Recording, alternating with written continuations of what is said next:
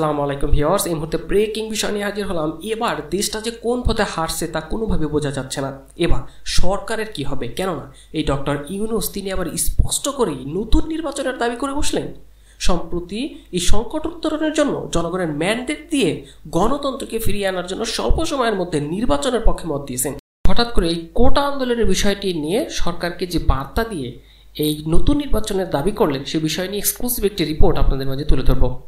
এদিকে শেখ হাসিনা সরকারকে সরাসরি এবার বলে দিলেন এই মির্জা ফখরুল হত্যাকাণ্ডের দায় নিয়ে অবিলম্বে পদত্যাগ করুন।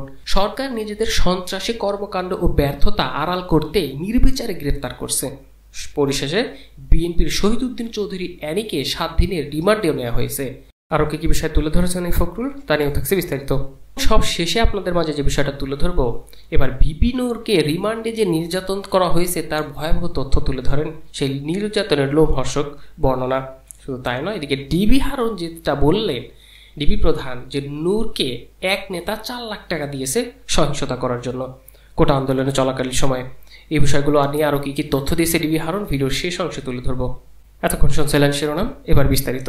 চলুন এবার আমরা দেখে নেই দ্য হিন্দুকে দেয়া প্রতিবেদনে সাক্ষাৎকারে তিনি কি তথ্য দিয়েছেন এই ডক্টর ইউনূস। বাংলাদেশের সম্প্রতি সংকট উত্তরণের জন্য জনগণের ম্যান্ডেট দিয়ে গণতন্ত্র ফিরিয়ে আনার জন্য স্বল্প সময়ের মধ্যবর্তী নির্বাচনের পক্ষে মত দিয়েছেন কিন্তু এই শান্তিতে নোবেল বিজয়ী প্রফেসর ডক্টর মোহাম্মদ ইউনূস। তিনি তো বলছেন নতুন নির্বাচন হতে পারে। তিনি আরো বলেন, গণতন্ত্রের সব সমস্যার সমাধান দিতে পারে একটি প্রকৃত অবাক সুষ্ঠু নির্বাচন। জনগণের নির্দেশনায় গণতন্ত্রের সমস্যার প্রতিকার সম্ভব, কারণ রাষ্ট্রের মালিক জনগণ, সরকারের থাকা কিছু মানুষের জন্য নয়। এছাড়া বাংলাদেশের হত্যাকাণ্ড বন্ধেও তিনি বিদেশিদের প্রতি আহ্বান জানিয়েছেন। এদিকে সাংবাদিক এই ডক্টর ইউনূসকে প্রশ্ন করে, এই বছর জানুয়ারিতেই তো নির্বাচন জয় পেয়েছেন প্রধানমন্ত্রী শেখ হাসিনা, এখনই পদত্যাগের আহ্বান জানানো অগণতান্ত্রিক নয় কি? সাংবাদিক এই প্রশ্নের জবাবে ডক্টর ইউনূস বলেন, গণতন্ত্রের প্রতি আমি প্রতিশ্রুতিবদ্ধ এবং গণতন্ত্র নিয়ে থাকতে চাই। আপনি ফ্রেশ নির্বাচন হন বা না হন, অথবা জনগণের মতামতের তোয়াক্কা না করে আপনার পদের লঙ্ঘন করেছেন। গণতন্ত্রে এটা কোনো বিষয় নয় যে আপনি জনগণকে সুরক্ষিত রাখার দায়িত্বপ্রাপ্ত, তাদেরকে হত্যার নয়।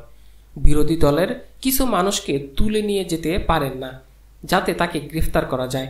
একটি কল্পিত ক্রাইমে তাকে অভিযুক্ত করতে পারে সরকার, গ্রেফতার করতে পারে, তাকে জেলে দেওয়া হতে পারে। এটা আইনের শাসন নয়। গণতান্ত্রিক আদর্শে কোনো প্রক্রিয়া চলানোর কিছু নিয়ম আছে। তিনি সাংবাদিক আরও প্রশ্ন করেন, এর বাইরেও এসব বিক্ষোভের ভবিষ্যৎ কি? ডক্টর ইউনূস বলেন, যদি গণতন্ত্র ব্যর্থ হয় তাহলে আপনি আবার জনগণের কাছে তাদের ম্যান্ডেট নিয়ে যেতে পারেন, সেটা জনগণের কাছে বিশ্বাসযোগ্য। কিন্তু এই মুহূর্তে সরকারের এমন কোনো বিশ্বাসযোগ্যতাই নেই। তাই গণতন্ত্র পুনরুদ্ধারের জন্য নতুন নির্বাচন করাটা জরুরি। এজন্যই তিনি বাংলাদেশের সম্প্রতি সংকট উত্তরণের জন্য জনগণের ম্যান্ডেট দিয়ে গণতন্ত্র ফিরিয়ে আনার জন্য স্বল্প সময়ের মধ্যবর্তী নির্বাচনের পক্ষে তিনি মত দেন। এদিকে তিনি আরও কয়েকটি কথা বলেছেন, যেখানে তিনি স্পষ্ট করে বলার চেষ্টা করেছেন। এই ডক্টর ইউনূস তিনি বলেছেন, সরকার চাইবে কি, যখন একজন কাউকে হামলা করবে সেটা প্রোটেস্ট করার জন্য, কিন্তু সরকার সেটা না করে যারা জানছে যে এখানে হামলা হতে পারে উল্টো তাদেরকে সকল বাহিনী দিয়ে হত্যা করা হলো। এ সকল বিষয় তিনি বোঝাতে চান। এ সকল বিষয় তুলে ধরে তিনি এক পর্যায়ে এটা বলেই দিয়েছেন। এখন দেখা যাক ডক্টর ইউনূসের এই মতামত কতটা গ্রহণযোগ্য হতে পারে। এদিকে কিন্তু মির্জা ফখরুল ইসলাম আলমগীর এবার সরাসরি সরকারকে পদত্যাগ করার আহ্বান জানিয়েছেন। তিনি বলেছেন, হত্যাকাণ্ডের দায় নিয়ে সরকারকে অবিলম্বে পদত্যাগ করুন। তিনি স্পষ্ট করে বলেন, বিএনপির মহাসচিব মির্জা ফখরুল, সকল হত্যাকাণ্ডের দায় নিতে হবে এই সরকারকে, তাই সকল হত্যাকাণ্ডের দায় নিয়ে অবিলম্বে পদত্যাগ করুন। ছাত্রলীগের গুলি করে পঙ্গু করে দেওয়ার পর হাসপাতালে দেখতে যাওয়া ও মায়া কান্না এবং সাহায্য করার কথা বলা প্রতারণার আরেকটি নজির বলে মন্তব্য করেন এই ফখরুল। সরকার জনরোষে পড়ার ভয়ে জোর করে ক্ষমতাকে আঁকড়ে ধরে রাখার লক্ষ্যে দেশে কারফিউ দিয়ে রেল সহ সকল যোগাযোগ ব্যবস্থা বন্ধ করে রেখেছে। দ্রব্যমূল্যের দিন দিন মানুষের নাগালের বাইরে চলে যাচ্ছে। এই অবস্থা থেকে জাতি দ্রুত মুক্তি চায়, এজন্য প্রয়োজনীয় রাজনৈতিক সমাধান। শনিবার এক বিবৃতি তিনি তথ্য দেন। মির্জা ফখরুল বলেন, সরকার ক্ষমতা আগলে রাখার জন্য বিভিন্ন কৌশল অবলম্বনের মাধ্যমে মসনদ ধরে রেখেছে। এই ধারাবাহিকতায় সম্প্রতি কোটা সংস্কারের আন্দোলনে শিক্ষার্থীদের হত্যা নির্যাতনের পর এই আইন শৃঙ্খলার বাহিনী দিয়ে সাজানো মামলা দায়েরের মাধ্যমে বিরোধী মতের নেতাদের হত্যা, গ্রেফতার, গুলি করে আদালতে ওঠানোর আগেই নির্যাতন করে পঙ্গু করা হচ্ছে। বিচার বিভাগ দিয়ে রিমান্ডে নিয়ে আবারও নির্যাতন চালানো হচ্ছে। রিমান্ডের ন্যূনতম আইন মানা হচ্ছে না। শুধু তাই নয়, গ্রেপ্তারকৃতদের ওপর নির্যাতন চাইলে কল্পকাহিনীর রচনাও করা হচ্ছে। বিরোধী দলের নেতাকর্মী সাধারণ মানুষকে গ্রেপ্তারের পাশাপাশি এখন কোমলমতি শিক্ষার্থীদেরকেও ব্লক রেড দিয়ে গ্রেপ্তার করা হচ্ছে। আইডি কার্ড দেখা মাত্রই গ্রেপ্তার করে নিয়ে যাওয়া হচ্ছে। কোটা সংস্কার আন্দোলনের সমন্বয়কারীদেরও গুম করে নির্যাতন করে দমনের চেষ্টা করা হয়েছে। তাদের শরীরের ক্ষতচিহ্ন দেখলেই অনুধাবন করা যায়। বিএনপির মহাসচিব বলেন, দ্রব্যমূল্যের সীমাহীন ঊর্ধ্বগতিতে বিপন্ন দেশের মানুষ সরকারের উপর ক্ষুব্ধ হয়েছে। জনগণ সুযোগ পেলেই মাঠে নেমে আসে এবং সরকারের কর্মকাণ্ডেরও প্রতিবাদ জানিয়েছে। জনগণ বারবার সরকারকে বার্তা দিয়েছে পদত্যাগ করার জন্য। আইন শৃঙ্খলা বাহিনীর কিছু গুরুত্বপূর্ণ ব্যক্তি বলেছেন, হেলিকপ্টার থেকে গুলি করা হয় নাই, যদি তাই হয় তাহলে জানালা ধরে দাঁড়িয়ে থাকা অবস্থায় শিশু বিভিন্ন ছাদে ভবনে থেকে অসংখ্য শিশু কিভাবে নিহত হলো, তার ধারাবাহিকতা সর্বশেষ এবার বিএনপির শহীদুদ্দিন অ্যানিকে গ্রেফতার করে এবার 7 দিনের রিমান্ডে নিয়েছে।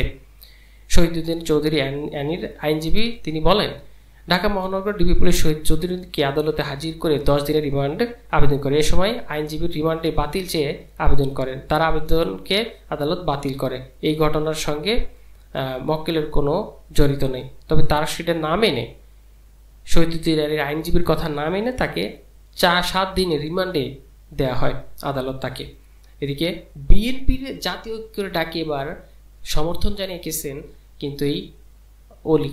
তিনি বলেছেন, আমি এই সরকার পতনের একদফা দাবিতে ঐক্যে সমর্থন জানিয়েছি। সকল বিরোধী দলের আন্দোলনের দলগুলো ঐক্যের কোনো বিকল্প নেই। দুর্নীতিবাজ ও জনবিরোধী সরকারের বিরুদ্ধে সবাইকে ঐক্যবদ্ধ হয়ে দেশকে সঠিক পথে পরিচালনা করা এবং দুর্নীতিমুক্ত সমাজ কায়েম করার পদক্ষেপ নিতে হবে। বিএনপির এই ঐক্যের পদক্ষেপ সমর্থন ও সাধুবাদ জানাই মর্মে সমর্থন দিয়েছে।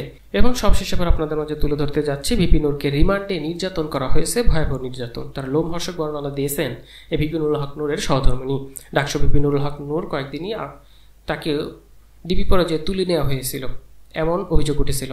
তাকে খোঁজাখুঁজি করার পর অবশেষে পাওয়া গেল, তাকে গ্রেফতার দেখিয়ে রিমান্ডে নেওয়া হয়েছিল এবং রিমান্ডের পর যখন তাকে আদালতে নেওয়া হয় তাকে একদম আত্মর অবস্থায় দেখা গেছে, যেটা আপনারা সবাই দেখেছেন।